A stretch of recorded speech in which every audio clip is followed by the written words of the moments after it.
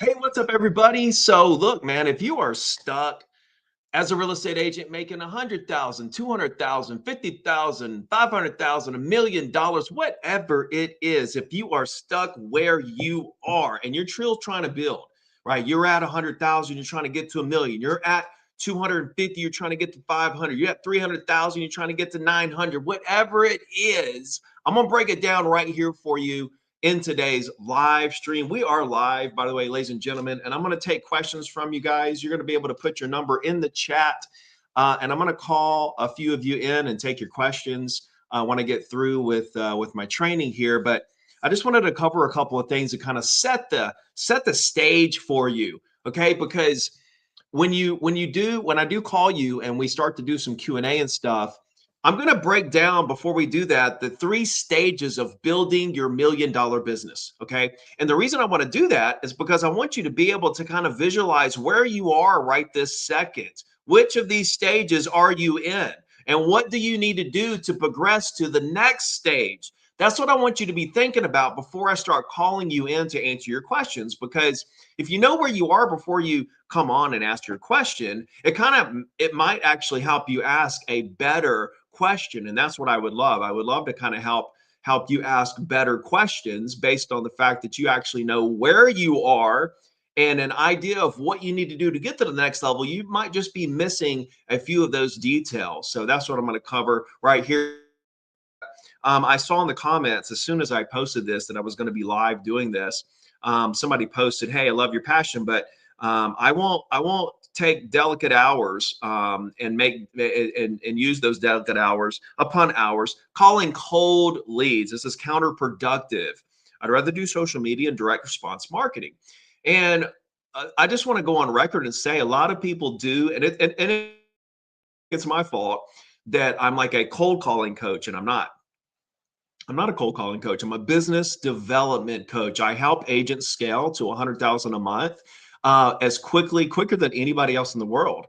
And I've done this over and over and over again. And guess what? Some of those agents strictly get leads on social media. Some of those agents use Zillow. Some of those agents do open houses. Some do cold calling. Some do YouTube. Some do whatever. It doesn't matter what lead gen activity that you think is best. I'm not here to tell you you should only make cold calls. No, not at all. That's what I would do, but I would also do social media. So when I was coming up, I built my business on cold calling, direct mail, and emails. Right. So I did phone calls, postcards, and emails. Those were my three things. Right. After I tested everything out in the market, that was the three things that I saw. I could visualize those things getting me to the top of the mountain. Okay. In today's world, I would just replace postcards with social media. I would become the most well known real estate agent on social media in my market. There's no doubt about it. People would know exactly who I was before I showed up to appointments, before I showed up to open houses, but when I call them and I say my name, they're going to already know who I am because I created such a brand on social media. That's who I would be in today's market. I would kind of replace postcards for social media. And you guys got to realize, like back when I was coming up in the business, social media really wasn't like it was becoming something, but it really wasn't there quite yet. And but the power that it has right now, and I'll tell you this: in the last 30 days, I've racked up 10 million views on Facebook and Instagram put together.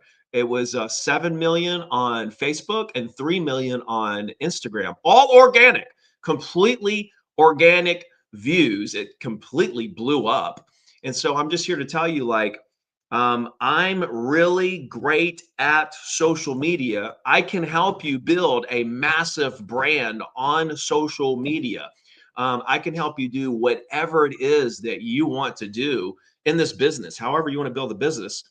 It doesn't matter to me because I'm teaching principles. I'm teaching you.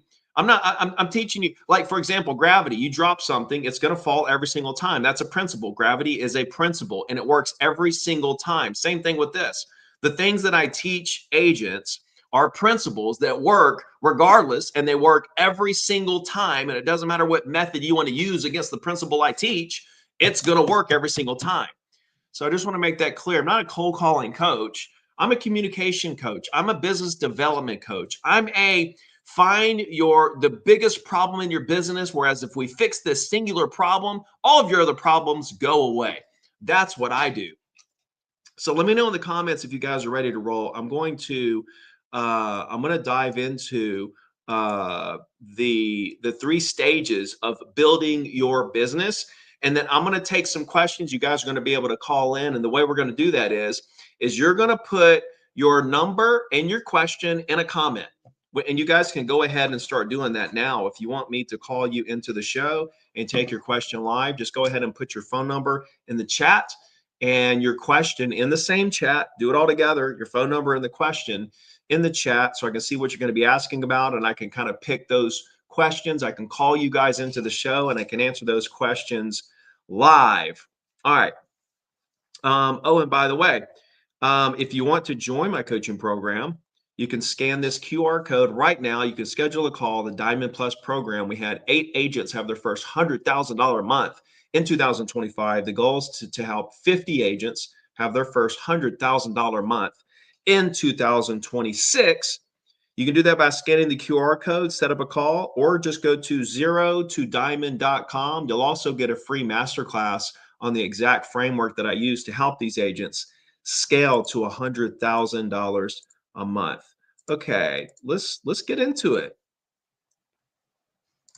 All right, the 3 stages of building $1 million real estate business. Let me change this just a tad for you. All right, cool. Let's see. All right, cool. So I'm going to go through this, and then you guys just put your phone number in the chat. I'll call you guys in, and we can dive right into some Q&A after this. But I wanted to lay the groundwork here for you so that you can really understand the stages here, and you can determine what stage you're in. Okay, so let's dive in here. Right, first you got to realize, you do need to realize that I went from 0 to diamond. Okay, I was sleeping in my car. I was homeless after I lost $1 million. No deals, no clients, no systems. Right, just time and determination. I turned it all around. I became the #1 agent of my entire MLS. I was beating entire teams, and I was the #1 Remax agent in the state of Alabama for years. I was doing 100 deals a year as a single agent for 8 years in a row. All right. I didn't, so what I'm telling you is I didn't read about this. What I'm telling you, there's nothing I coach or teach agents that I'm kind of regurgitating from somewhere else. This is all from my experiences. The systems and the strategies and the principles that I've built out have been from my raw, real, authentic experiences. Okay. I lived this. All right. And I lived these stages that I'm about to go through with you here. So the first stage is your testing, right? You're in the testing stage, testing and discovery. You're figuring out what works best for you. Stage 2, you've got some success, but now you can't really do the things that got you there because you're so busy doing deals. Okay, so we're going to talk about that. And stage 3 is you're optimizing and scaling. That's the final stage before you get to that $1 million business. So now when you get to the $1 million business, and $1 million is just kind of like a figurative like symbol of whatever your goal is. Let's say you're trying to get to 500,000. Okay. When I say $1 million, that means 500 for you. If you're trying to get to 2 million, 10 million, 100 million, whatever it is, when I say $1 million, that means whatever your goal is. That's just the symbol million, because that's what most people honestly are chasing after, right? Put in the comments. What is your goal? Are you trying to hit 200,000, 500,000, a million, 2 million, 10 million? What are you working towards? What is your goal? What is the North Star for you when it comes to amount of revenue that you're trying to hit? And once you complete stage 3, you get to the $1 million. From that point, whatever that goal is for you, when you hit that, now you're in the maintenance stage. Now you're in the maintenance stage. Okay. And so that's a pretty fun stage to be in, because it only takes about 50% of the same amount of effort to maintain that income once you get to that income. Okay. We're not going to get into that. I want to focus on this building, the building stages, not the maintenance stages, but the building stages. Okay. So let's start with the first stage. Okay. Stage 1, testing and discovery. Okay. So the reality is you're probably brand new. you are maybe you have a couple deals on your belt, right? But you got few deals, small client base, limited experience. Okay. What's your secret weapon? It's time. You got you've got you have what successful agents wish they had. Okay. When you get into stage two, you ain't got much time anymore. You got to be really super efficient. Okay. But in this stage, you got time. You got time to test a lot of different things and figure out what works best for you. And that's exactly what you should be doing. You should be going all in on having as many conversations as you possibly can. That doesn't mean necessarily cold calling. I don't care what lead generation method you use. At the end of the day, the purpose of lead gen is to create a conversation with the exact prospect you want to do business with at the frequency that your business can grow at the velocity that you desire. That's the purpose of lead gen, to create conversations with the right people at the right frequency. Period. End of story. So I don't care if you're inbound lead generator, outbound lead generator, social media, direct mail, open. I don't care what it is. If it's not creating enough conversations with the right people at the right frequency, then you're not going to grow at the speed that you want. So the entire purpose of the testing stage, when you have this time to actually do this, because you're not doing a bunch of deals. So what do? You spend that time trying to figure out what works. You got to go all in here and try to figure out what does create enough conversations with the right people at the right frequency so your business can grow to the speed that you want. Pretty simple stuff. So you need to find that one, the mission statement is to find that one lead generation activity that actually works the best for you. Whatever that is. Okay. Create, like I said, conversations with the exact prospects you want at a high enough frequency so that your business can grow. Okay. Now, and this is what top producers, they focus on this one metric. Am I having enough conversations? Am I having enough conversations with the right people? Low producers, they have some other metric. They're like, am I putting out enough videos? Am I sending out enough letters? Am I, doing enough open houses? Am I going to enough appointments or networking events or whatever? But they don't focus on the main metric that matters when it comes to lead generation, and that is number of conversations. Every great person and Rosa, I'm going to get to you. I'm going to get to you in stage two. You're probably in stage two. That's why I'm showing you the stages, so that when we do some Q&A in a minute, you kind of know what stage you're in, and I can better help you if I know what stage you're in. But there you go.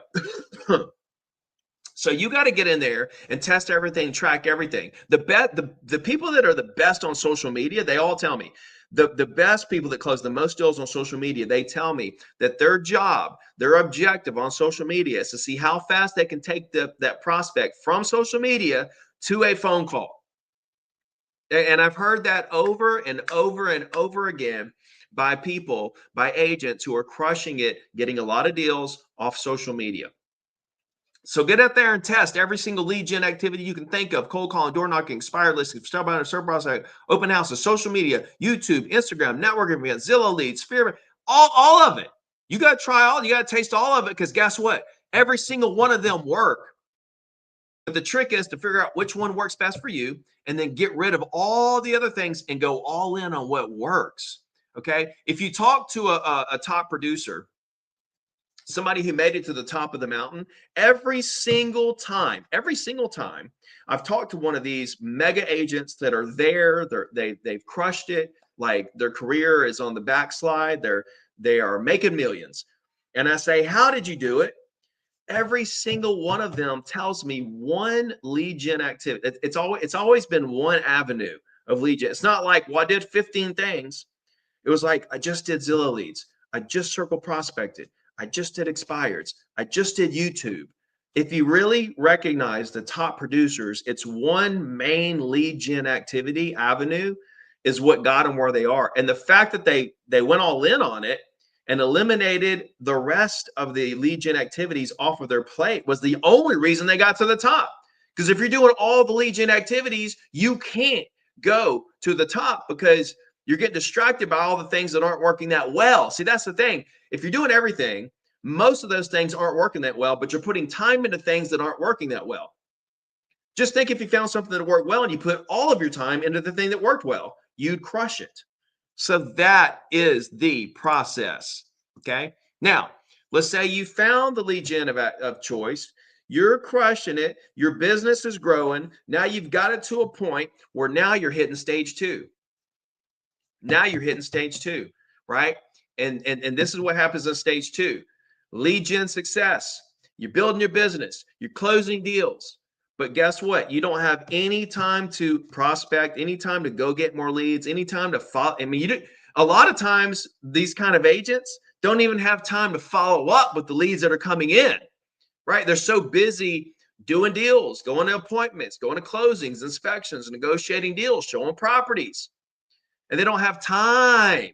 Okay. This is stage two, right? And a lot of you guys know what I'm talking about. You made calls, you became really successful, you're closing a lot of deals, but you don't have time to make calls anymore. And now you're like, oh my gosh, my business is going to dry up. I'm like, my business is not going to grow anymore because I'm not feeding it. I'm not bringing new people into my ecosystem. I'm not adding to my database. And so then you start to build all these fears around it, around what's going to happen, because you feel like you're in this place where, you're in the danger zone, that your pipeline is going to dry up. Okay. So the mission is, when you're in this stage, you need to actually sit down and write down every little thing that you do and everything that needs to be done. Okay. And you need to determine what parts of your business you hate to do and what parts of your business you love to do. And you need to take the things in the business that you hate to do, that make you miserable, and you need to give those to a TC, give those to an assistant. And then you continue to double down on the things you love to do in your business. And guess what happens? Now you're back to loving your business, doing what you love to do in the first place, why you even got in the business, and your business grew. See, as your business grows, your freedom should also grow.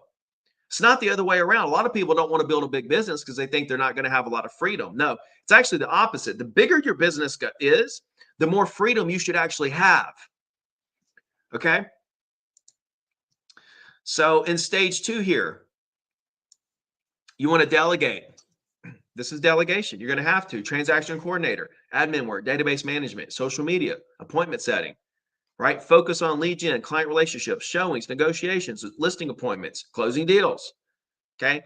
You're optimizing for efficiency. And like in this stage, you're learning efficiency. A lot of agents who don't progress out of this and they stay in that rut of not having time to do the things they need to do to grow their business, they get burnt out really quickly.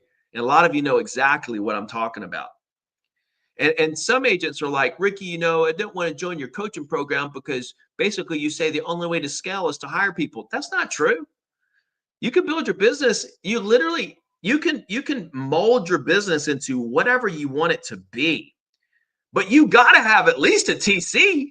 And you can take a TC and you can give the TC more responsibility, and you can just pay them a little more per transaction. You can, there's so many ways you can skin the cat's what I'm saying, right? And there is a way that each and every one of you can skin the cat in a way that you can reach your goals. And that's what I want to help you guys do, is kind of customize around you, get to the point where we've customized it to the level that you can grow at the velocity that you want to grow at. Stage three, right? So say we've got this business where our lead gen is optimized, our TC and assistant is hired, systems are working, right? Now we're in the catbird seat, baby. We're in the catbird seat because now all we got to do, we've got systems in place. Now it's just a matter of optimizing. It's a matter of being more efficient. It's a matter of staying focused. It's a matter of keeping our eyes on the prize, avoiding those shiny objects. Okay. And other strategies that overcomplicate what works. The only way to scale a business is to keep a business simple. One of my core values, guys, is keep it simple. And every once in a while, I'll have people in different businesses that I'm involved in, and they'll bring a situation to me and they'll talk about the solution for this situation. I'm like, that just sounds very just over the top complicated. It sounds like we're going to spend a lot of energy and really not even get where we want to be. Why don't we just do it like this? This is a really simple way to do it. It doesn't take any energy. It's basically already there. And now the problem's solved, right? keeping things extremely simple. When you run up on some friction, eliminate the friction. It's almost like sometimes you want to just not even do stuff that has friction. A lot of times it's strategy on like reducing friction and keeping things simple is just to not do the things that are complicated at all. Like don't even try to figure that out. Just go this way. A lot of times we want to double down on what's been proven, want to double down, want to optimize team support, service standards, and the goal to hit that million or whatever that goal is in GCI through consistency, better systems, strategic hiring, and continuous refinement. Okay. And that's when you know you've arrived. And once you complete the mission and you reach your goal, like me, my goal was always $1 million. All growing up, that's all I wanted to make was $1 million. That's it. And it was like so out of reach. It was such a fantasy for to think about. And like, okay, so $1 million was worth a lot more back then. Okay. Now, especially with like social media and podcasts and like how it seems way more achievable now for somebody that's making 100,000 to get to 1 million than it did back when I was making 100,000 trying to get to 1 million. Let's just put it like that. But that's all I ever wanted to do. And so when I got there, that was kind of like the top of the mountain. And then I was just from there on out just in maintenance mode, right? And so I made $1 million every year for 5 more years in a row because I hit that maintenance stage in my business. So I completed the building stage. I went through stage 1, stage 2, stage 3. And once I completed stage 3, I was at $1 million. And now I'm just maintaining that $1 million, which took me, by the way, 50% of my effort, 50% of the effort that you took to build it there is what it takes to maintain it there. So now I'm spending 50% of my time just maintaining the $1 million. That's exactly why I was able to build another brand as a coach. I spent 50% of my time that I wasn't spending on real estate anymore. And I spent that building my next brand, my next venture, my next idea was to build this national global brand and become more of build a national brand versus just a local brand as a real estate agent. But I wouldn't have been able to do that if I didn't understand the 3 stages and then what it takes to maintain the income. And in 2017, that was the first year I made $1 million, right? And that's the year I started building my coaching business, right? And that was all because of the fact that I had 50% of my time on my hands. It took me 25 hours a week to maintain my $1 million business as a real estate agent. Okay. So don't skip the stages. Realize what they are, realize where you are, realize what you need to do to get to the next stage, right? And most agents fail because they try to scale before finding their lead generation. They try to scale like they don't focus on what the task is at hand. The task at hand is what's the one lead gen that's going to get me there that I can go all in on. But they try to scale all these different lead gen activities. What? Most of them are going to be a waste of your time. Most of them are just not working that well, but you're going to put a lot of effort into it. Doesn't make any sense. You can't get them all they're not all going to work for everybody, right? A lot of agents try to optimize before having success to optimize. Like they try to optimize something that's not even there yet, right? And I'll tell you another thing, hire too early, right? Uh, People do try to hire too early, try to build teams too early. And so when do you know when it's the right time, right? It's good questions to have. So stage 1, test everything. Find your one method. Stage 2, eliminate what you hate. Free time to go all in on the things you love to do. Stage 3, stay focused, execute, hit that $1 million. Okay, the stages are clear, path is proven. It's your turn to execute. Let's go build $1 million business. Let's get it. So yeah, put your number in the chat, and I'll call you guys into the show and do some Q&A with you guys. Just put your phone number in the chat and what your question is, and I will call you in. Give me 1 second. I'm going to fix something on my camera real quick. Give me 2 seconds.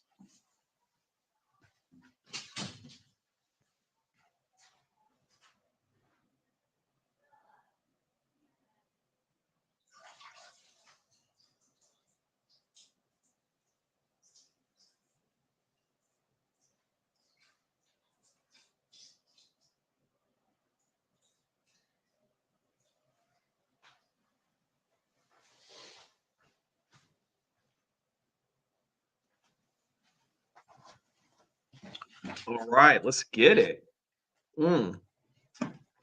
Cool. Let's see. Yeah. If you guys are interested in the coaching program, there's a QR code. Just set up a call and join the Diamond Plus. You can go to zero2diamond.com as well. There's a free masterclass on the framework to get to $100,000 a month. Let's see what I'll do. Let me find the link here. Let's see. Bam. Okay, let's see. You guys can use this link right here if you just want to come on the live with your video. You can come live that way as well. So yeah, if you want to ask a question, put your phone number in, and I will call you, or you can just join the live. Either way.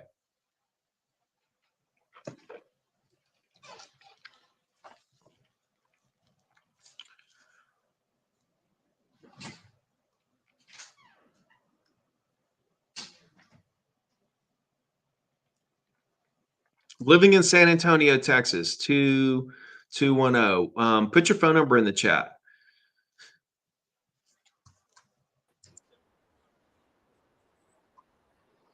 Yo, Chris. Hey, Ricky, what's up, man? How are you, bro? Good. How are you?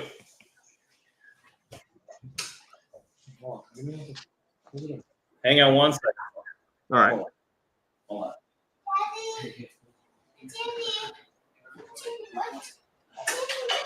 Let's see. I'll remove Chris. I'll go to Mark. Mark, what you got, bro? Hey, brother, appreciate it, man. Appreciate all the insights that you bring forward. My question is, we're in You're backing out for a second. Okay, can you hear me better? Yeah. Okay, so I want to set myself apart. We're in a competitive market here in Phoenix, Arizona. There's lots of agents. There's lots of good agents, but just going into the business, trying to take up all the systems, all the follow-ups, all the CRMs that are out there. We have a good CRM, but I want to set myself apart when I'm talking to these potential clients. I'm finding myself getting lost in the in like the qualifying stage. Like they'll talk to me. I don't have the best car out there. I want to stay humble, but at the same time, I want to bring up value. I want to present myself better. Like, how can I pitch that to these potential leads that are out there? Where are you getting the leads from? Sphere of influence. Some social media leads. Two of my best leads have came from open houses. Most of them are sphere of influence. I have a good presence in my church, so some of them have been coming from there. But see, the thing is, I drive a '09 Sentra, and it's not the best looking car out there. I try to keep it clean, but I have a feeling sometimes they look at my car and they judge it a little bit.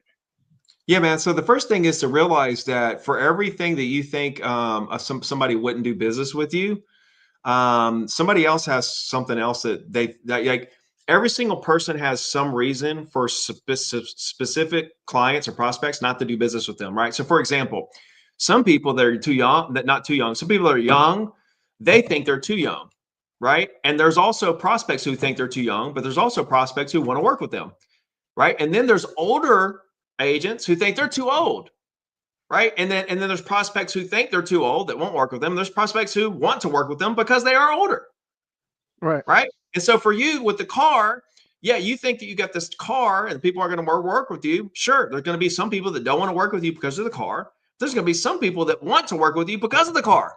Like they love it. They're like, wow, dude, you are grinding. I see it in you. I see the potential. Like I see the hustle. Like you're the agent for me. Like I want somebody that's like on ground level, that's like ear to the ground, that is grinding their face off. You know, I don't want an experienced agent who's kind of like, you know, just kind of letting everything happen and, you know, being lazy about it, right? I want the hard worker. I want the person out here grinding their face off who's probably going to spend 8 hours a day on just my deal. So it's like people with accents. People with accents are like, oh, you don't want to call people, or I'm worried about calling people, or I'm worried like my accent's going to scare people off. Yep. It's going to scare some people off, but guess what? There's going to be the same amount of people who love your accent and want to work with you because of your accent, right? So you can chalk whatever. Everybody has advantages, disadvantages, reason why this prospect won't work with you, reason why this prospect will work with you, whatever the case may be. But you can't stereotype the entire population of people and say everybody is not going to want to work with me because of my car. Everybody is not going to want to sell. Everybody is this. Everybody is that. That's when you get in a really dangerous place, when you start stereotyping the entire population that everyone's going to do this thing. No, some will do this, some will do that, right? And it doesn't matter. When you get a nice car, there's going to be people that won't do business with you because you have a really nice car. Or I'm just saying, like, there's going to be people, you're going to have things about you that people won't do business with you throughout your entire career. And you're going to have, for the same reasons, you're going to have people that want to do business with you throughout your entire career, right? So you got to get over that right then and there. So let's go back to your actual question. You were talking about, you're wondering how to stand out. You're wondering how to bring value. You're wondering how to make these people actually realize that you care about them on the deepest levels. So where do you think that you're getting stuck in those conversations? At what point in the conversation do you feel like you're falling short on, or that you're getting stumped on? I think the point to where I feel I get stuck on is when they start bringing up experience. Like, if I'm not an investor yet in the market, and I can't really relate to clients who are wanting to expand their portfolio, so I try to do my best to bring value in the market that they're looking for, and the ROI that they'll get in return from their investments. So check this out, though. When they start questioning you about your experience, it's like they asked you that before they knew if you had experience or not, right? Right. The fact that you have experience or don't have experience doesn't really matter. There's already a red flag that's coming up, whether you have it or not. You could answer that question and say, I have a lot of experience. But the fact that they're asking you that question is not because they want to know if you have experience. They're asking that question because they're trying to figure out a way to get out of this situation with you, because there's another red flag going on, right? Within your communication, you've shown them something that has thrown a red flag at them, and they're like, this doesn't feel right. Let me somehow figure out what to say to get out of this situation. You can't take the questions prospects ask you at face value and think that whatever that question is the reason why they're asking the question. That's not why they're asking the question. They're asking the question looking for an out. Because you threw some kind of red flag, because you haven't mastered the ability to make people feel comfortable with you. So the number one skill, man, the most underrated skill for real estate agents is making your prospect feel so comfortable with you that they open up to you to tell you everything they want to do and why, so that you can help them do it. And so that's the skill that you need to work on. And so you talk about like making people like bringing value and standing out and making sure that they understand, like who you are and how much you care and things like that. It all comes back to this one singular skill that if you focus on this one thing, all those problems go away. And that is this: communicating in a way that makes them feel extremely comfortable with you from the very first second that you open your mouth. If you can do that, everything else is a wrap. They're not going to be asking you what your experience is, because they like you so much that they're going to do business with you.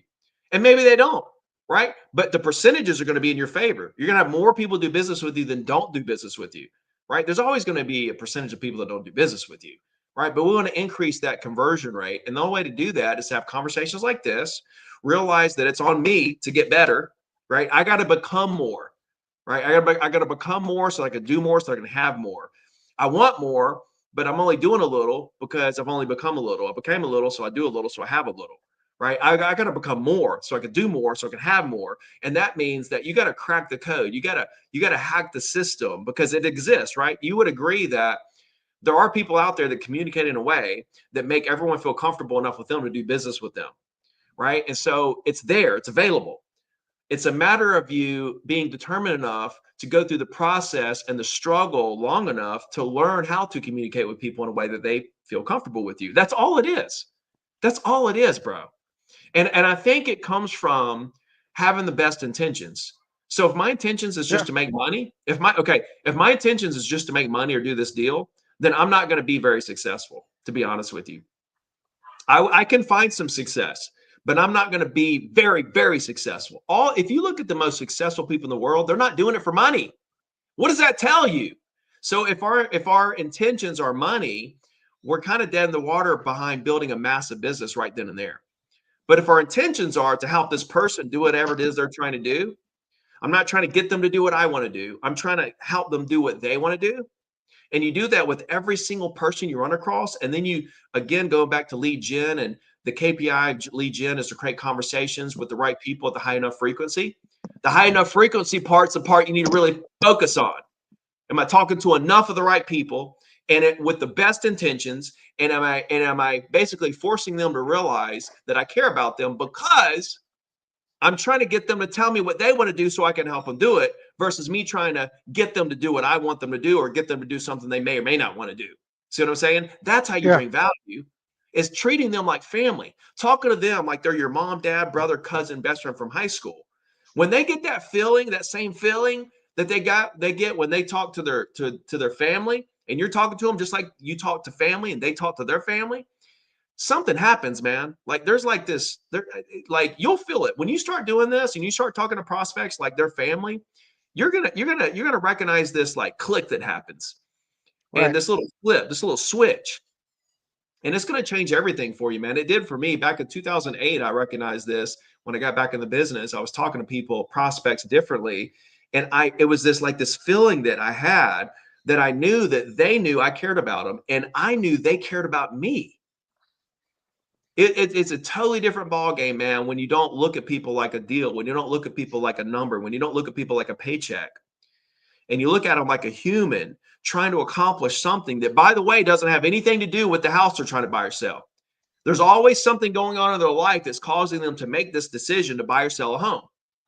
It's not the home. The home is the byproduct of trying to solve the problem that they have. Or the result. Remember, a listing is not a written agreement in which a property owner hires you to sell a property. It's a written agreement in which a property owner hires you to solve a problem that they have by selling a property. Good stuff, right man. on. Yeah, it definitely helps out, because it brought me back to my first transaction when I was working as a full-time blue collar. I was working 10, 12 hours, but I had such a good connection with these clients. They didn't even ask me if this was my first transaction ever. Okay, so that's my point, bro. Yeah. Like when you communicate correctly, and it's not going to work every time, but more times out of 10, when you're communicating the right way, you don't get asked what's your experience. You don't get asked what's your commission rate. You don't get asked how'd you get my number. You don't get asked any of these things. Those are just cop-outs for them trying to back out of the situation with you because they don't feel comfortable with you. Got it? Got it. Appreciate it, Ricky. Thank you very much for the messages, man. You're an inspiration. Take care, brother. Bro. You the man. All right. Let's see what we got. Aidan. How's it going, Ricky? What up, dude? Can you hear me? Yeah. Good to see you, bro. Can you hear me? I can hear you, man. Can you hear me? I can't hear you for some reason. Can you hear me? Can you hear me? Can you hear me? Is it Test. Can you hear me? Can you hear me? I can't hear you, boss. All right. Is that your end? No, I can hear you. I'll come back to you. Let's see. Who was on here before? I think he left. Jamie. Hey, Ricky, what's going on? Hey, what's up, dude? I'm blessed, man. Highly favored. Thank you for doing this live. Yeah, absolutely. So my question, I've been in the business 13 years, and I've consistently served about 24 to 30 families a year. I'm a solo agent again, and I'm having a challenge with leverage. And I think I'm bottlenecked because my personal life has grown with my income. So there's no margin that I'm able to dedicate towards hiring like a full-time assistant and having the help so that I can continue to service my clients, but still have time to lead gen. And I guess the most important thing to me is that I'm not home after 5. I've got a 1-year-old, a 3-year-old, and an 8-year-old now. And so I used to work 60, 70, 80 hours a week. And now that's not my goal. but we have to scale our business in order for us to have margin to invest and take care of our kids.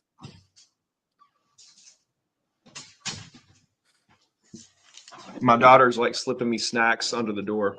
Nice. How old Okay. is she? 6 tomorrow, 6. Sweet. Happy early birthday. Mm-hmm. Okay, so what's your core question? I think SOPs is where I need help so I can become more efficient as a solo agent. SOPs And I around just- what? Around lead to closing, like just the process, right? What happens when someone hits me up from my database like, hey, I want to buy and sell. Okay, where am I putting them so they're in front of me so that I'm not letting people fall through the cracks? That type of SOP.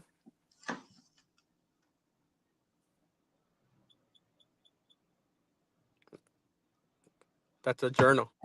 Yeah, that's where you put them. That's super simple. My biggest core value, bro, is keep it simple. If it's not simple, you can't scale it, baby. So think about this, man. If somebody wants to buy or sell in the next 0 to 6 months, then I'm going to put their name on a piece of paper and I'm going to follow up with them accordingly based on what they want to do, right? Mm-hmm. If somebody's wanting to buy or sell like a year or 2 out, I don't need to keep up with them. I'm going to put them on my database. They're going to get my weekly email that I send to my entire database every week on the same day of the week forever. And they'll call me when they get ready, right? I'm not trying to keep up with those people that are like 2 years out. All right? I'm keeping up with people that are 0 to 6 months out. Those are the people I'm keeping up with. I'm going to keep a list of those people right in front of me all day, every day. And I'm taking people off that list. I'm following up with people on that list. I'm adding people to that list. That's my job, right? So it's real simple, man. It's super, super, super simple. I think you're trying to complicate it because I think you're thinking about, well, what if they tell me this specific situation that they want to do in a year and a half? How am I going to remember that and stuff? I don't have to remember that, right? And plus, in a year and a half, their situation is probably going to change. Who knows what they're going to do? But I'm going to tell you this: I'm going to build my brand as strongly as I can with them through my weekly email, in hopes that they call me when they decide to buy or sell, because I showed them who I was when they did talk to me. And I showed them that I was different because I was really trying to understand what they're trying to do and why. I wasn't trying to just get them to buy or sell something or set an appointment or close them on a deal. I was trying to help them. I was trying to understand their situation to the core so I could really help them with some solutions and what's going on in their life and so on and so forth. So does that help? Yeah, that's helpful. Yeah.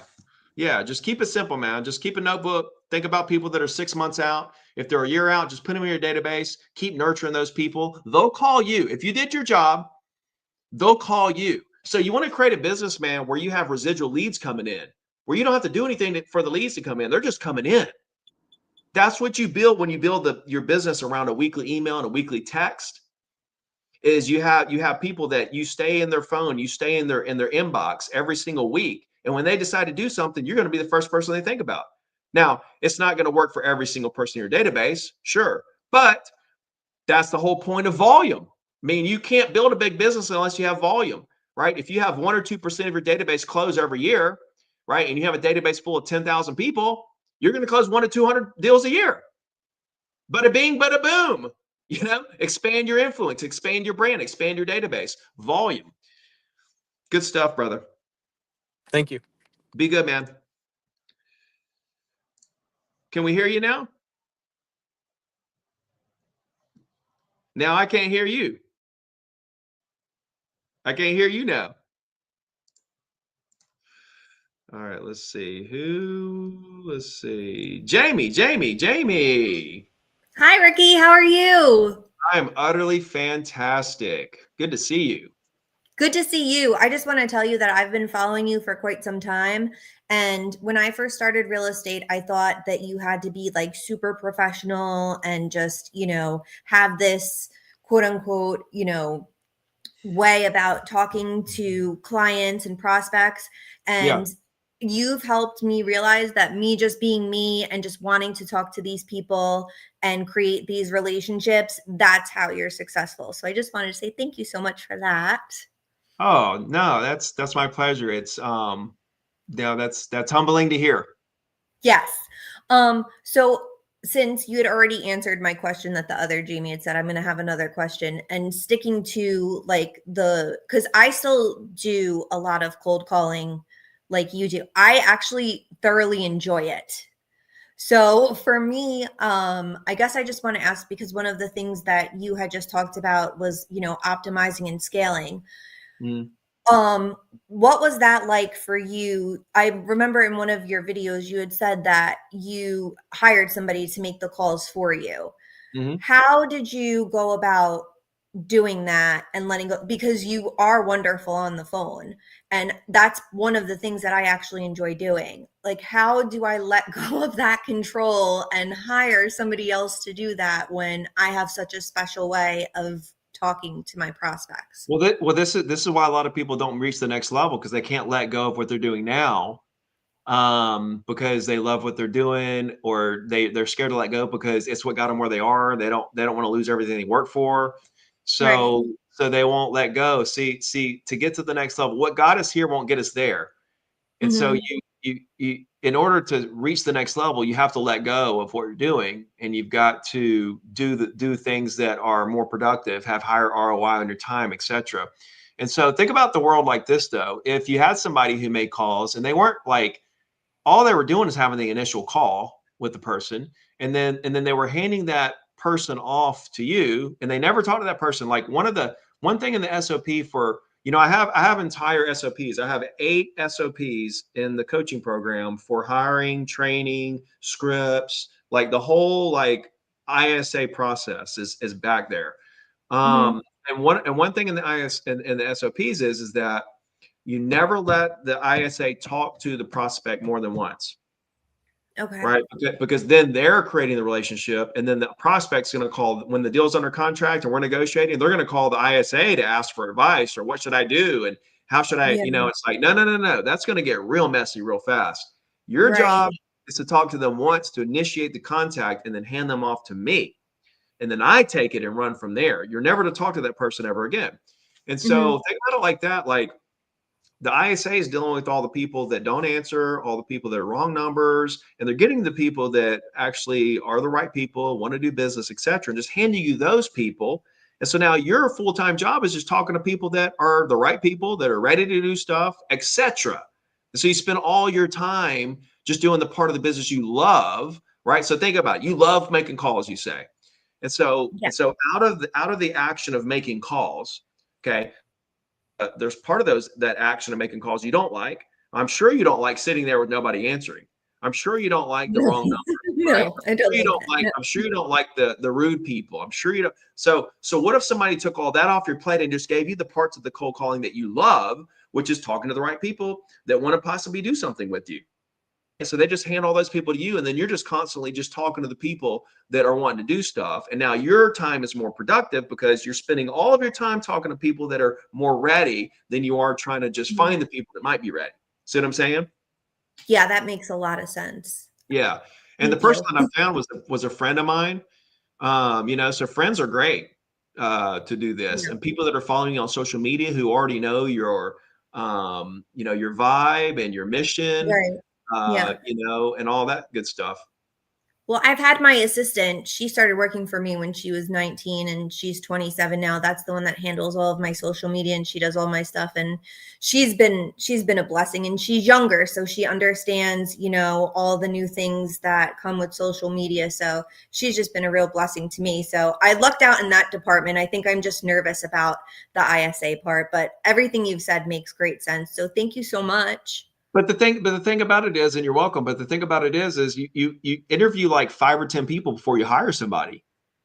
You're gonna find people that are gonna blow your mind. They're gonna blow you away. They're gonna be like excited to help you build a business. They're gonna be great with your prospects. They're gonna blow you away. And it gets really fun when you learn this skill of hiring. Like I've learned the skill of hiring people over the last 6 months is when I really started getting serious about building out like my company. And oh my gosh, it's been so much fun. I've found such great people that are passionate and hardworking and honest and dependable. And it's been amazing. you know, to find these people. And I think the problem people make when they hire people is they just hire the first person that comes through, or they interview 2 people and hire one of them or whatever. And I think that's where the mistake is. Like, interview a good handful of people until you find one that you're like, oh man, this person is going to do amazing. And when they come in and don't do amazing, then learn something from that as you hire the next person, right? So no, I would definitely go down that road, because you become great. You love cold calling. So it'd be a pretty easy process for you to show other people how to do it, you know, and then all they have to do is get the lead on the phone, see if it's the right person, see what they want to do, and hand it to you. Yeah, no, that definitely makes sense. You definitely shed a different perspective on that. So I appreciate you for that. Thank you. You'll love your life way more. Yes, I already do, but I'm sure I'm going to love it even more. And just Of I just want to course. say, keep doing what you're doing. You're like a huge inspiration to us out here, and just us, you know, trying to do our best in this business. Thank you so much. Thank you. Have a great day. All right, let's see what we got. Let's see who we got here. Where are you at, man? Are you in a dark room somewhere? No, I'm actually in my car. Hi, Ricky. How are you? Good, bro. How you doing? Doing excellent. Thank you.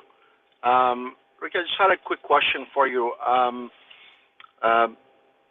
This year, I've had my best year so far, even though the market hasn't been the greatest in our market. I'm at chairman level at RE/MAX, and I want to scale to what I always had in mind, which was Diamond. This year, some of the things that I changed was I added more lanes to my business. I initially started with for sale by owners and expiry. That was my 2 main revenues through which I built my business. This year, I tried to do a team, so I put an infrastructure of a team together, which was a full-time assistant, proper office, more focus on social media, so on and so forth. My team was with 2 of my brothers, which did not do too well, so we kind of went apart. But the infrastructure that I had for my business, for a team, it allowed me to scale from a 300 GCI to 500 GCI this year. Now I want to move towards adding more lanes to the business, or doubling down on things that work to get to $1 million. What advice would you give to someone who's halfway there? And by the way, I am going to be joining your coaching program, so I relate to a lot of the stuff that you talk about. But just briefly, what advice would you have for someone who's halfway there, but they need to scale up, hire the right people, create the proper infrastructure to get to that $1 million a year? I think you need to take a step back for a second and kind of start to map out a plan that's a really, really simple plan. So this is how I would do it. I would think about where I wanted to end up in 10 years. Do you know what that is? Not ever having to do prospecting, just letting it come to me. Right, but how much money is in the bank? Like what do you own? Like, what investments do you have? How much passive income is going on?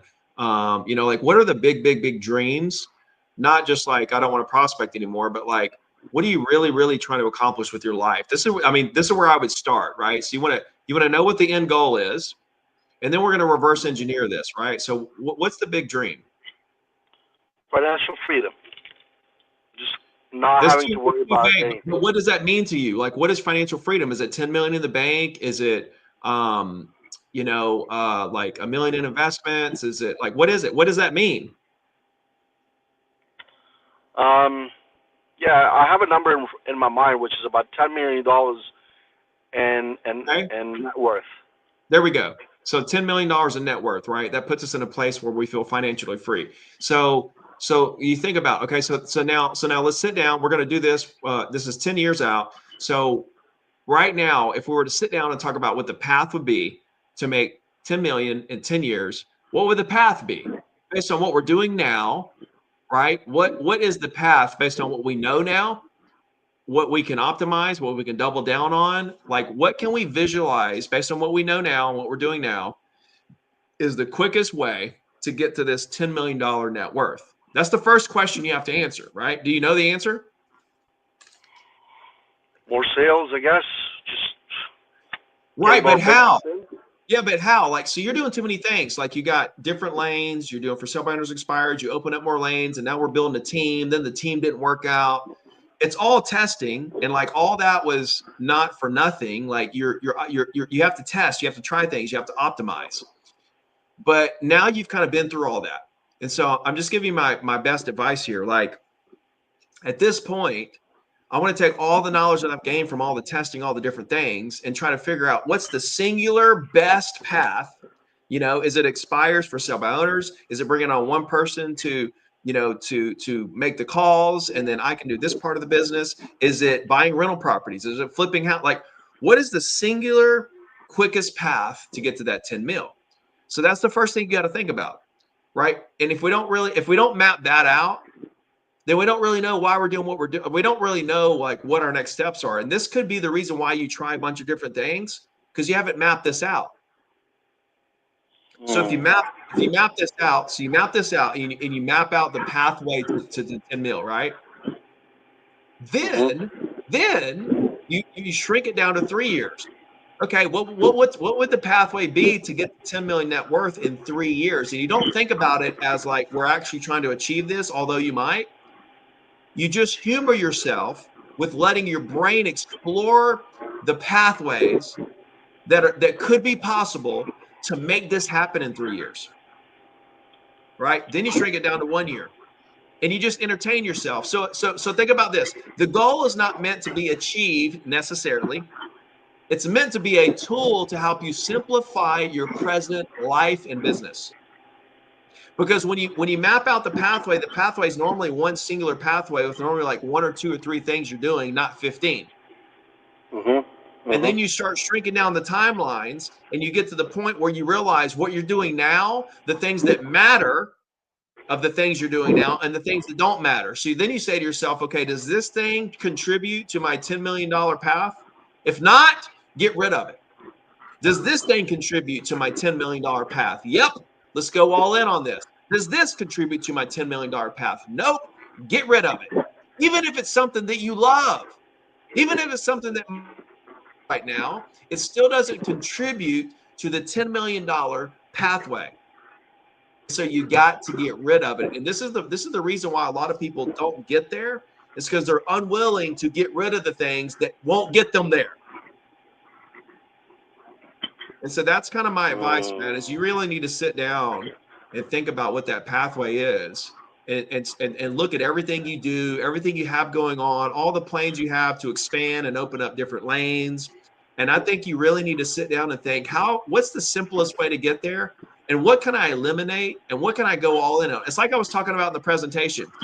If we're spending our time on all these lead gen activities, I guarantee you only about 10% of those lead gen activities are actually working really well. But we're spending a lot of time on lead gen activities that aren't working really well. Think about if you spent all that time on just the one thing that's working really well, how big you would be. So I think you just need to sit down and really create these impossible goals, think about the pathways to get there, and then use those as tools to help simplify your life now so that you have a direct vision of what you should be doing day to day to get where you want to be. Yeah, that sounds very nice. Does that help? That's what I would do, man. Are you talking about business? Are you talking about business and personal things to streamline towards that goal? So if personally I'm doing something and it doesn't add to that, just remove it, kind of thing, or just business? You're talking about what adds value to it. Everything, man. Everything. You know, of course, life is life. You're going to do things. You're going to watch Netflix. You're going to hang out with your family, like, you know, whatever. So it's like, oh, don't eliminate those things because it's not going to make it 10 million bucks. No, you're going to do those things.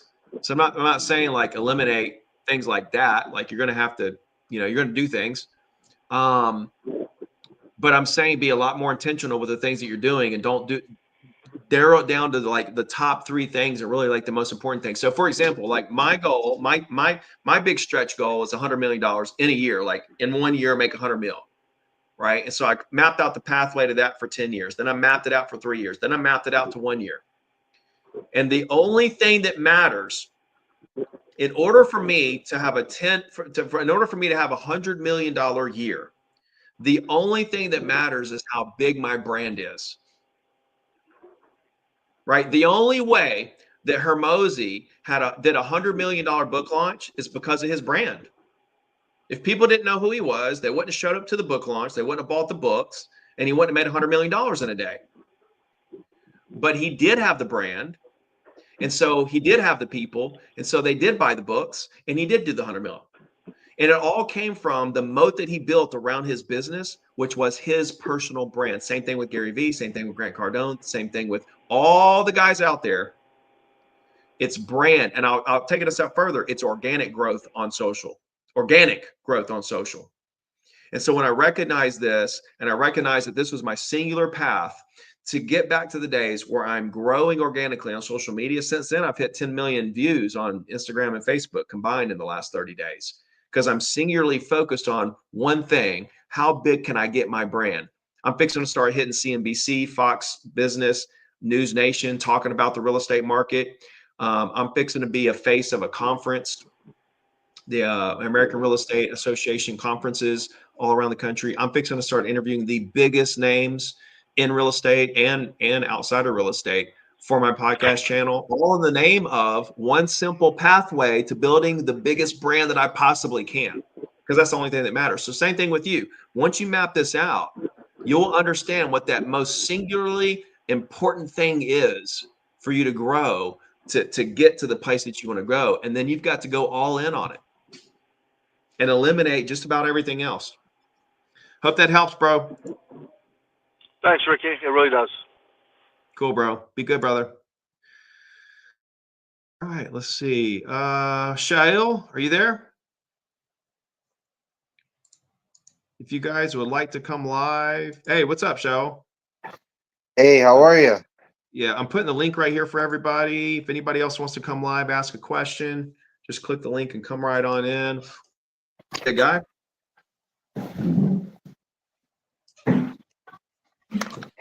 Can you hear me?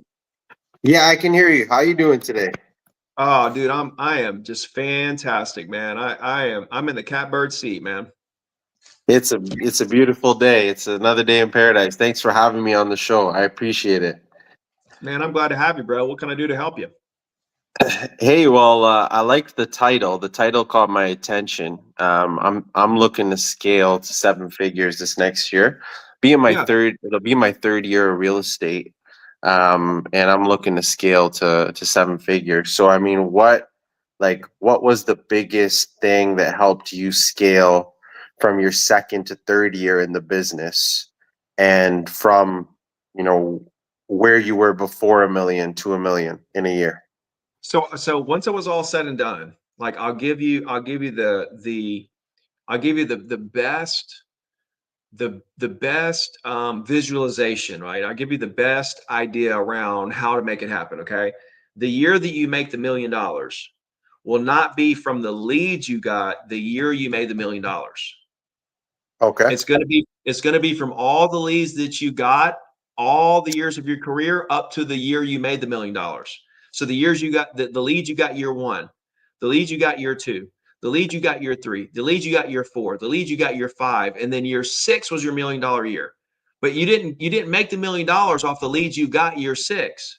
You made the $1 million, 90% of the $1 million, 80%, 70%, 90% of the money you made that year, you made the $1 million, came from leads you got year 1, year 2, Okay. year 3, year 4, right? And so what you got to have is you got to have systems in place that can compound those relationships over time into the year that you make the $1 million and snowball that. Because the most important thing for a real estate business is repeats, referrals, and referrals of referrals. But where people go wrong is they get to 200,000 a year and then they quit prospecting, they quit building it. And so the repeats and referrals of referrals only maintain that 200,000, and they think it's going to grow any day now, but it quit growing because you quit prospecting, you quit getting new leads. So you got to keep getting new leads until the year you make the $1 million. Once you make the $1 million, you don't have to prospect another day in your life. 2017, I made $1 million for the first year. I never made another cold call in my life, and I made more than $1 million every year after that as an agent until I retired in 22. And so it you've got to have a really simple system in place. I did it through the weekly email, right? A weekly email to my entire database on the same day of the week forever. That was my thing. And I built my brand through that weekly email, and it created that snowball for me. So, I would suggest do the same thing, a weekly email on the same day of the week forever. Complement that with the weekly text as well, because now you couldn't text back in the day, but you can do it now. There's plenty of avenues to bulk text your database. So I would do a weekly email, weekly text, and I would be posting, 3+ times a week. I mean, honestly, like anybody on social media should be posting multiple times a day, like really to optimize. But we're, as an agent, you're busy. So, at least a couple times a week or whatever, I would be posting as much as I could.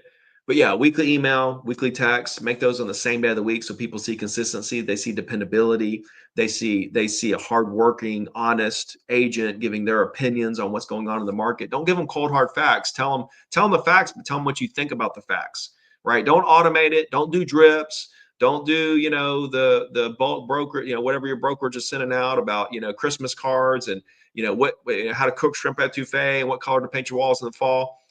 Don't nobody care about any of that. They want to know what you think, man. They want to know, they want information they can't get off Zillow. They want to know, like, you showed 3 buyers in the last week and one of them was under contract. You're still looking for the other 2. They can't get that on Zillow. They can't get that on Zillow. Right. So, yeah, just be authentic through the emails, through your content and stuff like that. But visualize it.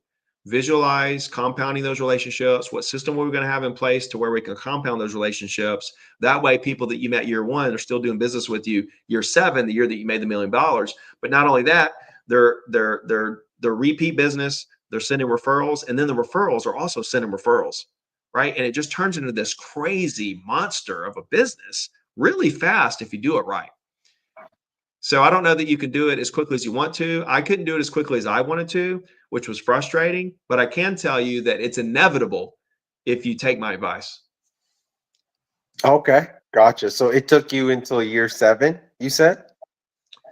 So it's actually year 15. So I made a mill collectively over a couple of years and then lost it all in the crash. And then I was out of the business for about 3 years. I came back, and then it took me 6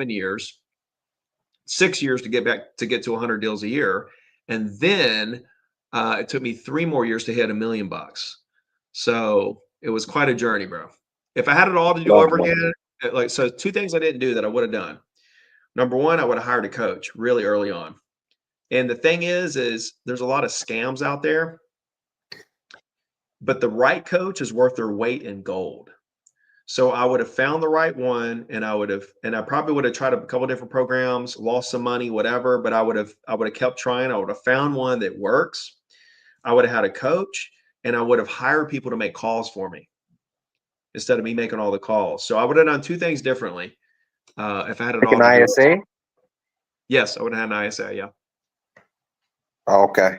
Yeah. So like I in my first year, I closed about 23 buy sells, and my average price point's around 800,000. This year I've done about 36 at 850K. So I'm about halfway there to what I'm looking to do next year. So I'm just really trying to double my business next year to hit that. So I'm just trying to explode it. So are you doing something to make sure these people never forget you? Yeah, I actually send out a weekly email as well, like a positive quote once a week. Don't do the positive quote thing. Give them information about the market, like restaurant of the month, deal of the month. Send them a deal of the month. Send them stats of the month. Like, here's August compared to last August. Send them like if a development is coming in the area, if a festival is coming up, a concert. Use it for your Christmas card, like Merry Christmas. Do a Christmas thing. But yeah, the positive quote thing's all right, but give them a little more meat. They want to, like, here's one for you. Always put a link to the new listings this week on your email. Okay. Always put a link to the new listings. This week's new listings in the area, boom. Dude, you'll have so many people come back and open that email just because they want to see what came on the market that week. Gotcha. Okay. Right? Cool, Gotcha. bro. What? Appreciate that. Thank you. Hey, enjoy, bro. Hey, reach out anytime. Hit me on Hit you on what? Sorry. Instagram. Yeah, I will. I'll mess you on Instagram. Thanks, man. Cool, bro. Yeah, man. Hey, yo. RC. Hi, how are you? So I am totally fantastic. I'm just trying to figure out how to get all my systems in place. I'm at about 250. I've never used social media. I just now hired a transaction coordinator and I kind of am in the process of starting a little team and I don't know if it's smart or not because I feel like now I'm working even harder because I'm having to look over all their paperwork and Yeah. micromanage them. I'm very overwhelmed right now. There's no way I could make any more money than what I'm doing right now because I'm working 20 hours a day. So I did join your coaching program. Okay. I haven't started it yet. I literally just joined it. And I just really need help with systems and to figure out what it is I'm doing wrong. I can't get past this point. Yeah, no doubt. So one thing is like agents do make this mistake, and I don't want to call it a mistake or say you're making a mistake, but generally speaking, it is a mistake. I don't know if it's a mistake with you specifically, but a lot of agents do make the mistake where they have a full-time job of trying to build this business, and then they start a team, and being a team leader is also a full-time job, a separate full-time job, and now they have two full-time jobs. Hmm. And they thought it was going to be something that scaled their business. They thought it was going to be Mhm. something that took their business to the moon and it was going to make things easier. But It instead, did. what happened was is it just bogged them down even more. It It is actually drove production down. for And me, for yeah, myself. yes, Hmm. yes, all around. And then it also just created misery, where it's just you're even more burnout than you were before. I And am. so there's a couple of different things. One, like I don't think we should really build a team until we've kind of optimized our own business. We're kind of have systems in place for our own business. We don't want to bring agents into an organized, unsystematic business because then they're just going to be part of this, unorganized chaos, right? And so that's no way to build a team. We want to bring them into to a systemized business that kind of has SOPs in place that we know we can scale it because if you do XYZ, we know what's going to happen, and it's very duplicatable. So you might want to go back to being a single agent for a while and optimize your business before you start trying to build a team. Hmm. That's one thing you can think about. Another thing But to think what do you do when you have too many leads coming in and I can't handle them all? about. So you can hire people who aren't brand new agents. You can hire experienced agents. So you don't have to have a team to do this. You can actually give those leads to agents who aren't on your team, who are really high producing agents, and say, hey, give me a 50-50, split this with. I'm going to give you leads. You split it with me. And that way it's their business. They're splitting the commission with you. You're not working at all because you gave them the leads, and you don't have to deal with agents or deal with paperwork or deal with all the stuff you're dealing with, but you Hmm. still reap the benefits of Hmm. 50% of that commission without any of the expenses, without any of the worries or drama or any of that stuff, right? Hmm. So that's one way to think about it is you don't have to build a team to handle leads, the overflow leads. Hmm. People normally think that's the only way to handle an overflow of leads. It's not. You can just give it to an agent that's in the office that you like, that you're friends with, Hmm. that will Hmm. split the commission with you. Or Hmm. you can negotiate whatever that is. Say you get 40% or whatever. Just work it They out. came to me though. They wanted me to help teach them You how don't have I'm you don't have doing. but you don't have to just because they came to you doesn't mean you Hmm. have to hire them or have to bring them into your team, Hmm. right? You're trying to build your business. So Warren Buffett said it best. He said the difference in really successful people and unsuccessful people is that the really successful people say no to almost everything, right? Right. And so saying no to people, saying no to opportunities that don't, that's like the last guy that's trying to, he didn't really even know. I had to really drag it out of him that he wanted a net worth of 10 mil. So that he really Hmm. wasn't there yet. Hmm. And then it's like he has all these things going on. Well, the most successful people in the world say no to almost everything. But You I know, didn't think I'd be able to scale to 1 million unless I brought on a team.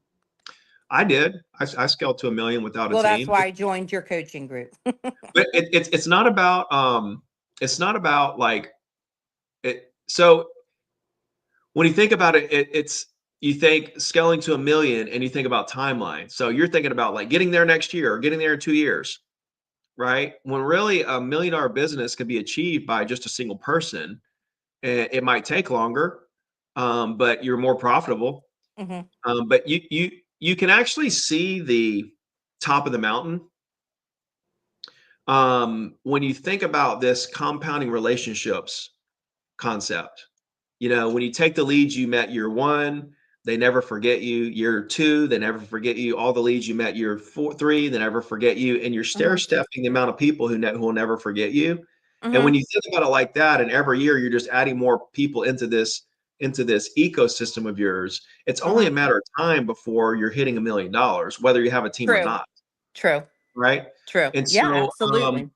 so But how do you work smarter and not that's harder? that's what I was just fixing to get at, the leads that you can't handle. So the thing is all the leads that you have coming in that you can't handle, quote unquote, they're not all great leads, correct? No, they're not.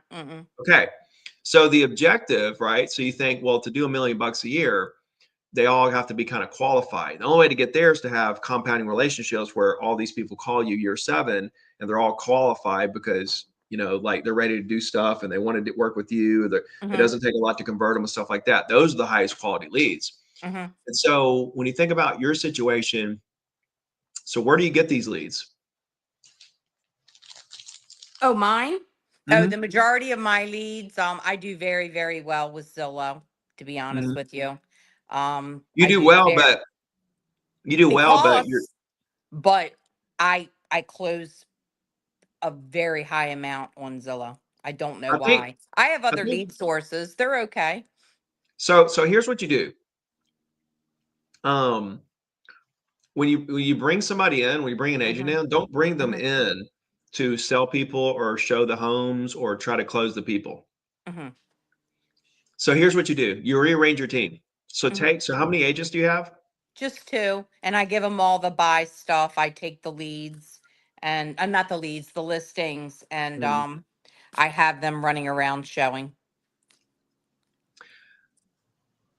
So here's what I would do. I would have them just calling the leads and figuring out who is ready and who isn't.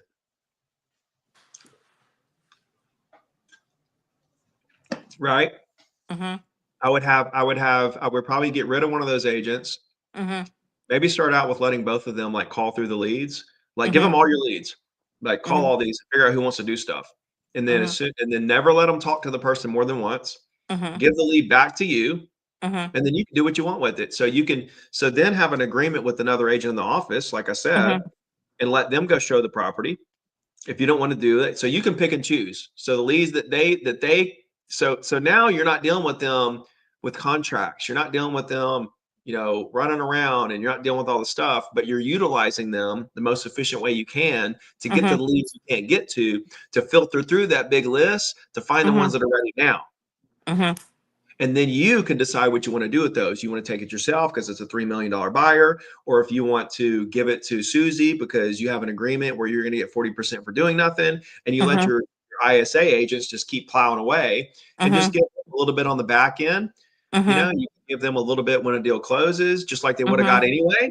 You know, and then this gives them an opportunity to learn. This gives them an opportunity to get their feet wet, and whenever they want to move on and do their own deals and be their own agent, by God, you know, go for it.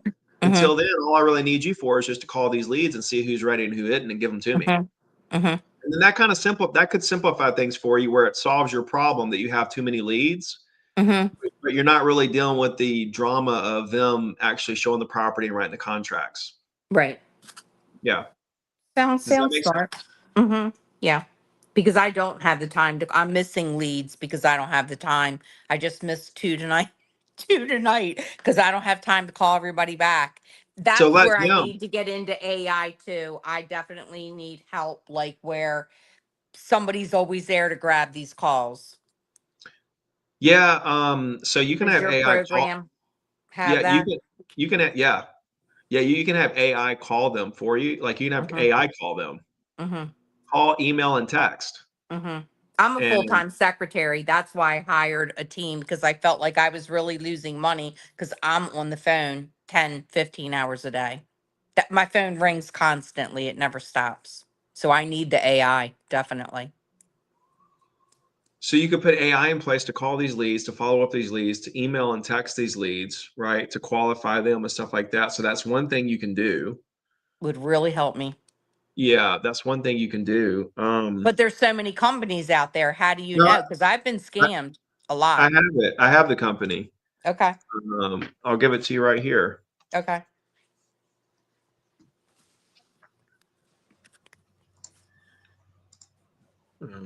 Let's see. I'll give you a link right here. I mean, how did you do 100 deals a year and have time? Did you have people helping you, like answering phones or? Now, see, the difference in my business and your business is Mm-hmm. I only dealt with property owners. Mm-hmm. I didn't have Zillow leads coming in that or buyers running me all over. I got listings. Okay. There you go. So I could just chill. So while I'm having dinner at 6 o'clock at night with my family, chilling, Mm-hmm. eight of my 23 listings are being shown by Zillow agents.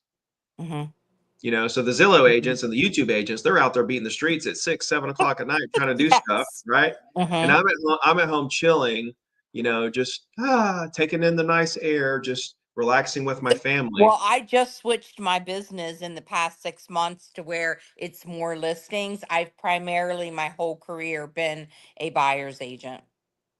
Right, right. So I just put that link in the chat there. Okay. So yeah, you can grab that. That company has closed $100 million worth of real estate in the since February Okay. is when they started doing it. It does a lot of stuff. So Okay. check Yeah, I'll that out. reach out. I will. And yeah, and I'll see you in the coaching program. We'll see you on the calls. Okay, great. Thank you so Good much. to see you. And what is your name, by the way? It just says RC. It's Rose Calderon. Rose Catarone. Got you, girl. RC. All right. Okay. Thank you. Okay, I see. I think it's Lyle or Isle. I don't know. And Gladys. So I got you two guys. Gladys, how you doing? Hi, nice to see you again. Good to see you. You were great to listen to and to work with. And Thank I you. follow you. I love your advice. I think it's very real. And I'm really excited because right now I'm beta testing some AI tools that I helped develop. I'm an architect. So I come to the real estate world from a viewpoint that real estate is architecture for sale. And I approached a Silicon Valley guy who was at a dinner. And I said, I'm in the real estate business. My husband and I own a brokerage company. What can we do? How can we use technology to expand our business and to strengthen? And I definitely understand Rose. I know exactly what she's going through.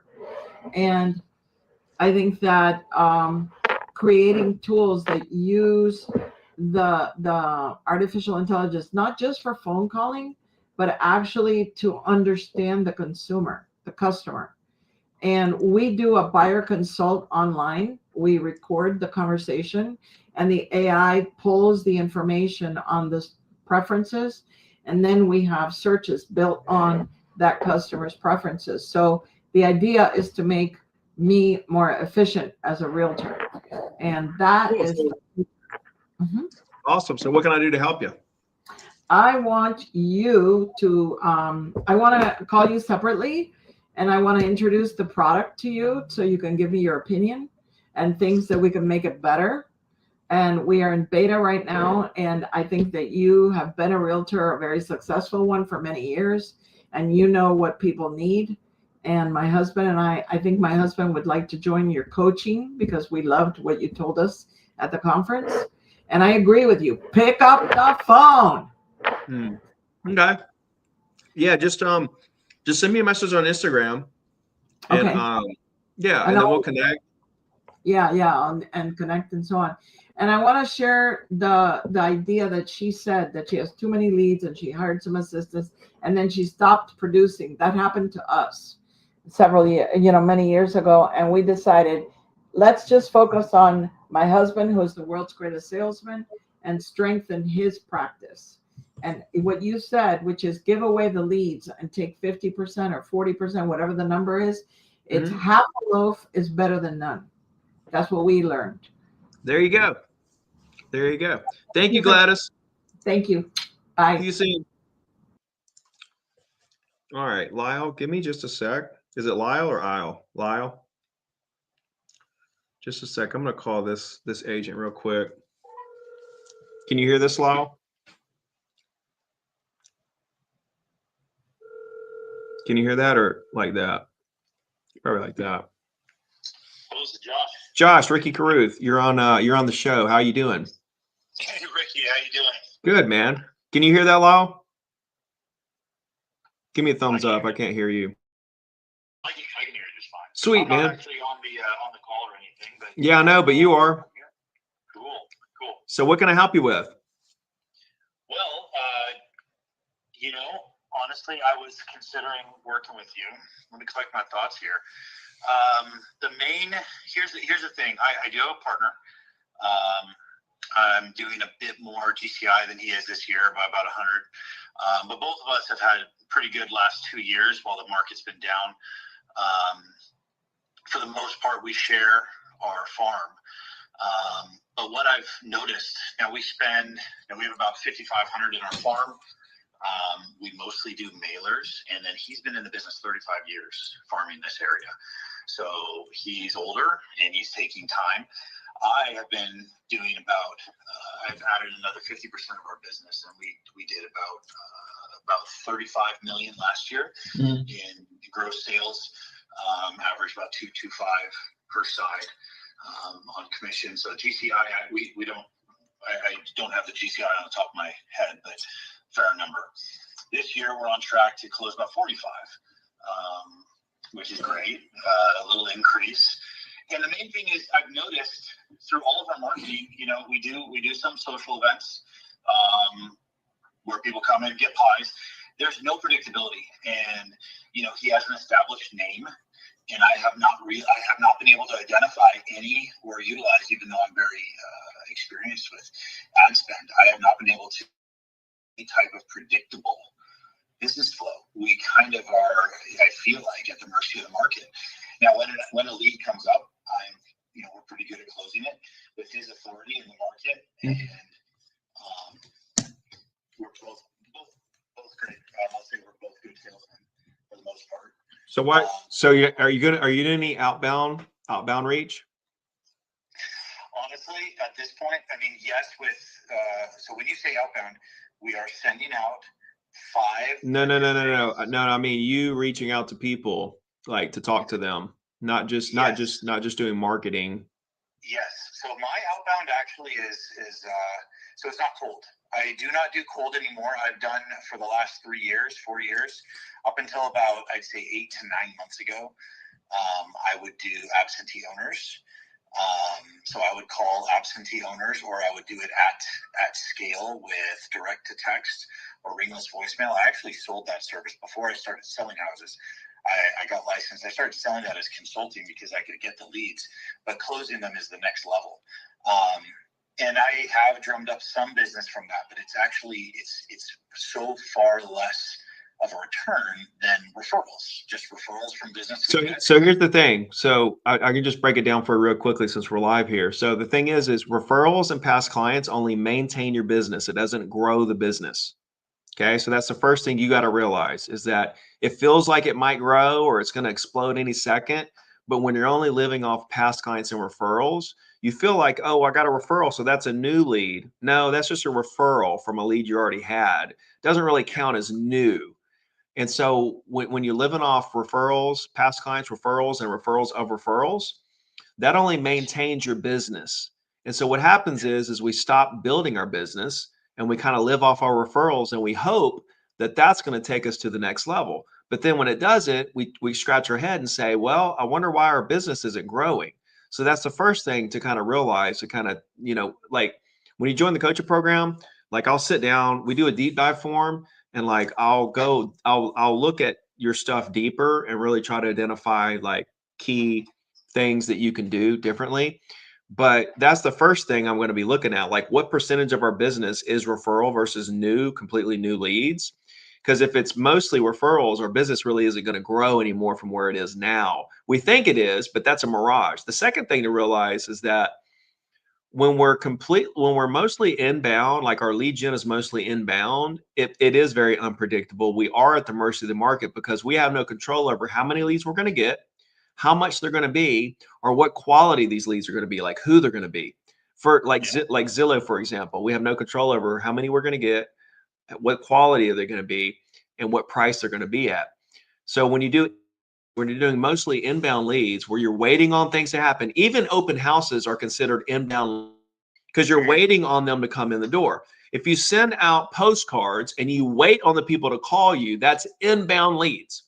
So anything that's inbound, YouTube leads, Facebook leads, Instagram leads, postcard leads, anything where you're waiting on people to reach out to you, that's inbound. Anything like that, you're at the mercy of the market. You have no control over how many leads you get, how much they're going to be, or what quality they're going to be.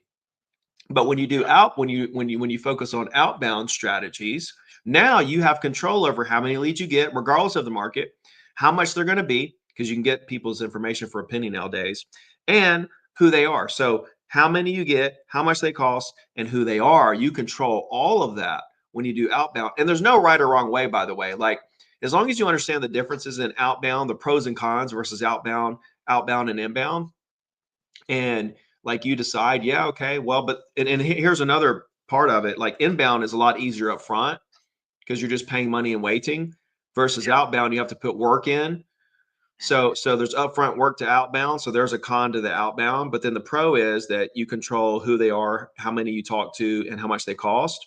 So it's like you just have to weigh the pros and the cons of inbound versus outbound to try to figure out, okay, how can I build a more predictable business? How can I build a more controllable business? But that coupled with, what percentage of my business is referrals versus new business coming in, are really important metrics to look at. So these are all things we can really do like more of a deep dive on. Once you get into the coaching program, we can actually sit down. But it sounds like it'd be really easy, just a few little tweaks to kind of help you, get on track and actually visualize where you're going and have a more predictable business. Yeah, I have people ask me all the time. So we have, through our brokerage, there's about 250 affiliated agents, and I'll get messages or people asking for me to mentor, and I'm just thinking to myself, like, man, like I feel like I'm blessed where I'm at. We have a good business, but I do 100% feel like it. And to clarify, we are dependent on inbound. I'd say about probably 65-35 or something like that, inbound to referrals for the business. So inbound being the primary, but yeah, I have no control over it. It doesn't make sense. I can't figure out what it is. Like, hey, if I call people more when there's a listing, it doesn't mean that I'm selling more. I've spun my wheels. I would be curious. So what do you mean, like calling around the listing, like calling the rest of the subdivision or whatever? Yeah, well, essentially neighbors, right? So yeah, so you may have the wrong intent, but you may have the wrong intentions around the calls. Right? Your intention is to sell the listing. You're never going to sell the listing. Well, yeah, no, I understand. Right. They sell the listing, they buy it, but it's about letting them know, introducing ourselves. Right. The objective is to get them to tell you everything they want to do in the future.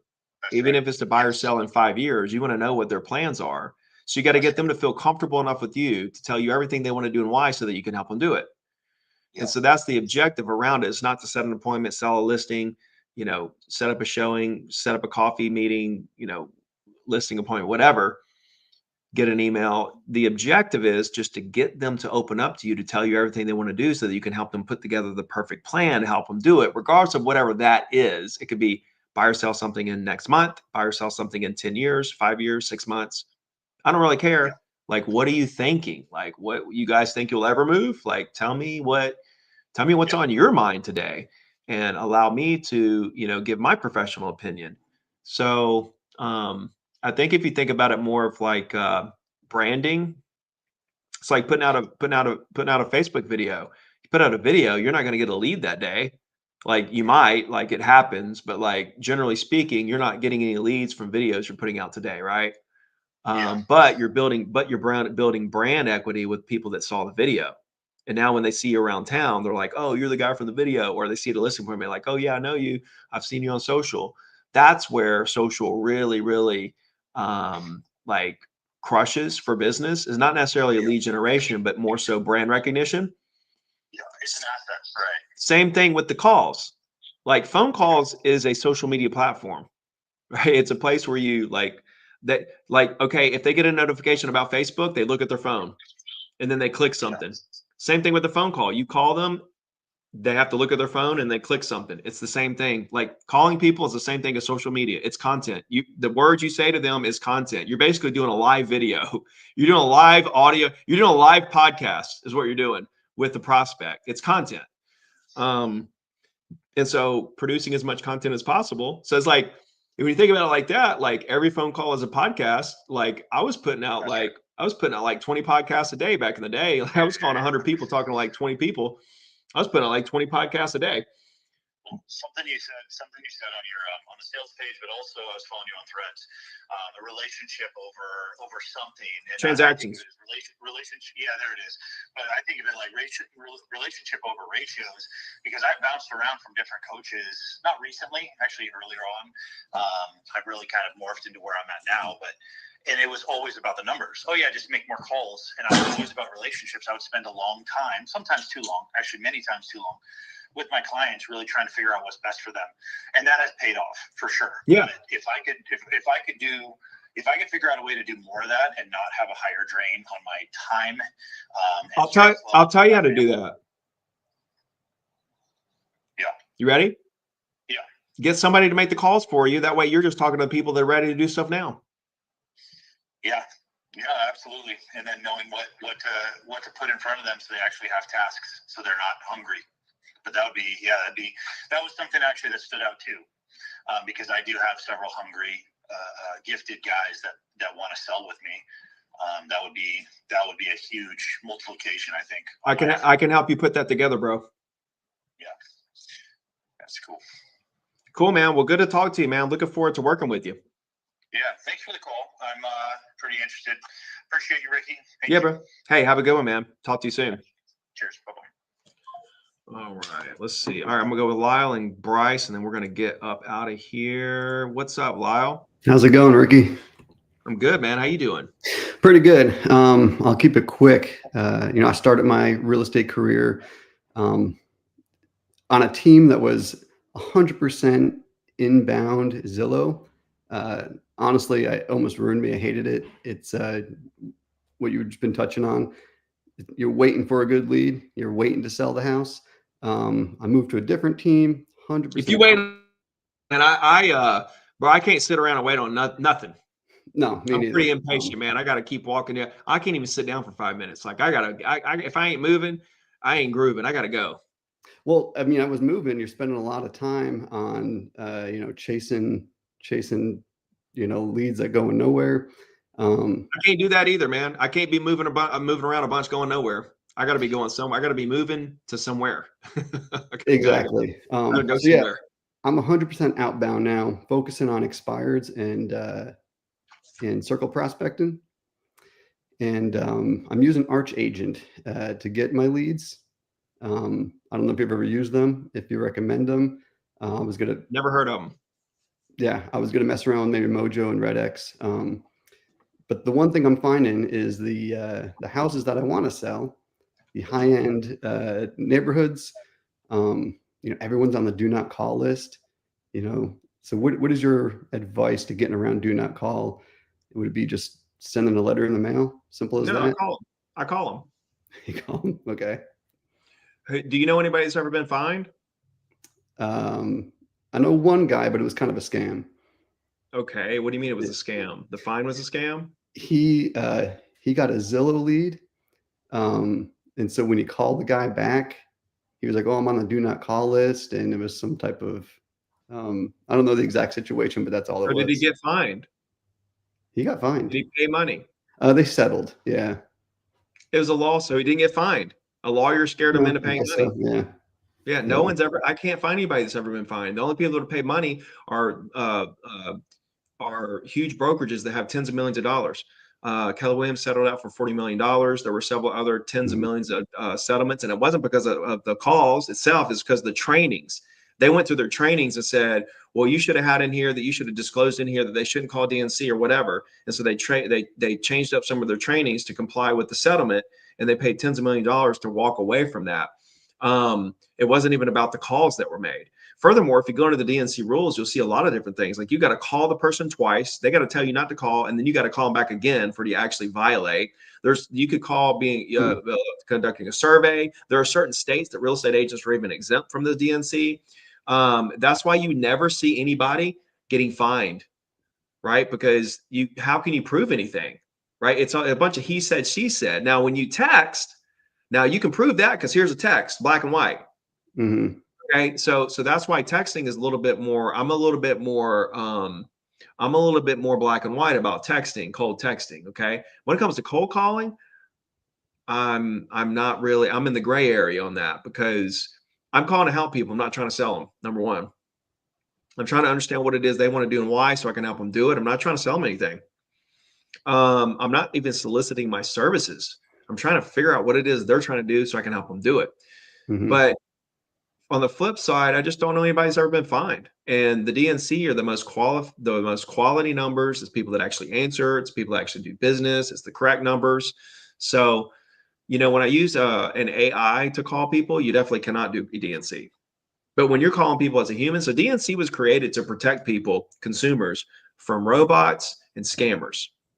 Okay? You follow me? Mm-hmm. Okay. Are you a robot? I don't think so. Are you a scammer? I hope not. No. I'd say you're safe, my guy. Yeah. Yeah. And I guess one more question would be emails. So, with these lead generation services, you get a lot of numbers, you get emails. How do you feel about putting people on an email list who didn't ask to be on an email list? I would only email them directly from my email on a one-off, like one at a time, not bulk, to see if I can get them to respond via email before I put them in my actual database. Because if I put a bunch of bad emails in my database, and let's face it, 50% or more of those emails are going to be bad. 50% will be good. But when you put all of them in there, you got the 50% that are bad, and you send out an email, it's going to really crush your deliverability of your email to inboxes. And whatever your server is, whether it's Constant Contacts or MailChimp or Yahoo or Gmail or whatever you use to send out emails, whatever your CRM is, you're going to crush your ability to hit people's inboxes because your email is going to get blacklisted on a lot of servers because you got a bunch of bounces going on within your database. And so you want only the quality emails to actually make it to your database. But that doesn't mean you can't. That doesn't mean when somebody. Well, let's take it a step further. That doesn't mean that you don't have a separate platform, like a separate CRM that you email people one at a time from, that even have AI do that. You can have AI email and text these people while you're calling them. Yeah, you call them and then it's emailing and texting them and actually talking back and forth with them. So there's a lot of different things you can do, but I wouldn't put them in my main database that's getting my weekly email until I know for a fact that this is the correct email. You want that database to be super clean. Gotcha. And one more question, actually, I forgot. So when circle prospecting, my strategy right now is I find in a neighborhood and I'm looking for houses built, after 2015. I'm trying to hit where there's only been one owner. People have owned it for, 3 to 5 years or more that are probably more likely to sell. Would you recommend sticking with that or just hitting everybody? You're saying you try to filter it out to see who might be more likely to sell and stuff. It depends on the feedback from the prospects, right? So like if I'm getting a lot of feedback and they're like, well, I don't have a lot of equity because I bought 2 years ago or something, right? Then I might filter back. If I start hearing that, then I might filter back to where they owned it 5 years or more or something like that. But I don't even think I would do that because you can run through these neighborhoods so quickly with the triple line dialer. or even single line, you can just run through these subdivisions so fast and just talk to everybody, because you never know. Like somebody bought 2 years ago, they don't have any equity built up, but they want to buy this rental property across town, or they want to sell this their mom's house, or they want to do whatever.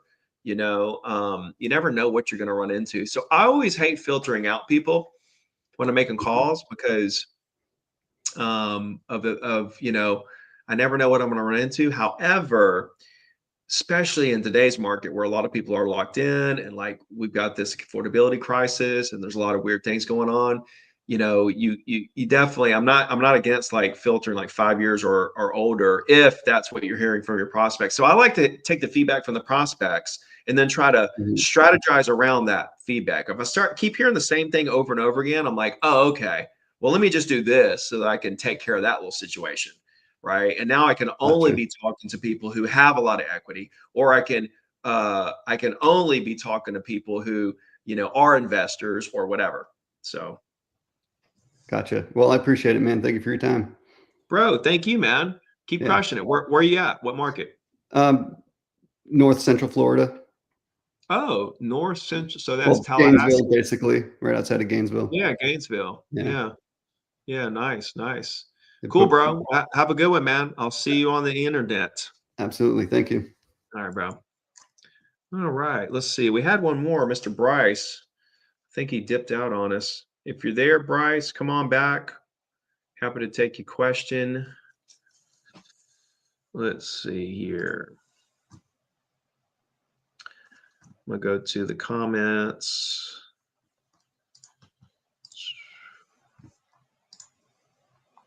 Okay, I think we answered all the questions in the comments. I think we're good, guys. This has been like 2 hours we've been live. So what's up with that? All right, enjoyed it. Hope you guys got a lot out of this. I hope a question that I answered really resonated with you. Hope it helped you in some form or fashion.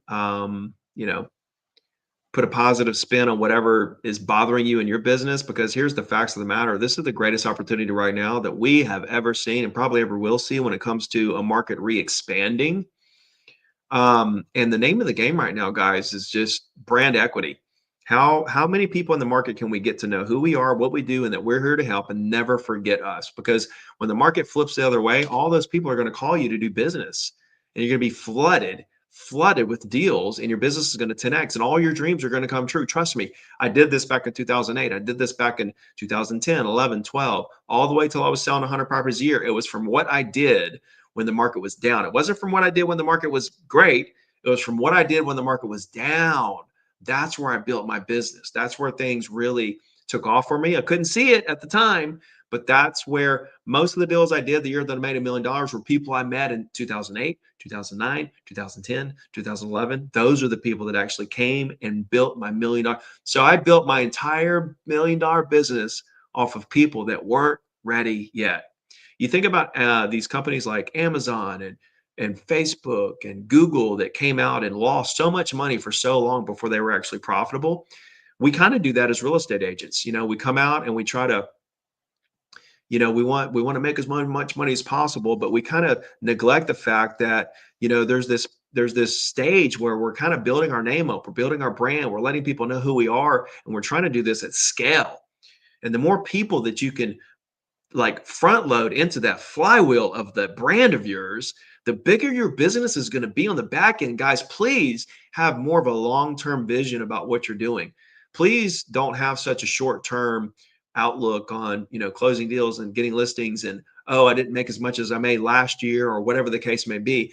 Think about your business in terms of how many people know who I am this year versus last year. Think of your business in terms of how many people, what plan do I have to make sure I double the amount of people, triple, quadruple the amount of people that know who I am from now to next year. That's going to be the difference maker. That's what it's all about. People. It's got to be about people. Take care of the people, and the people will take care of you. Hey, I love you guys. We'll see you soon. Enjoy, and I'll see you. See you guys on the internet. Keep selling.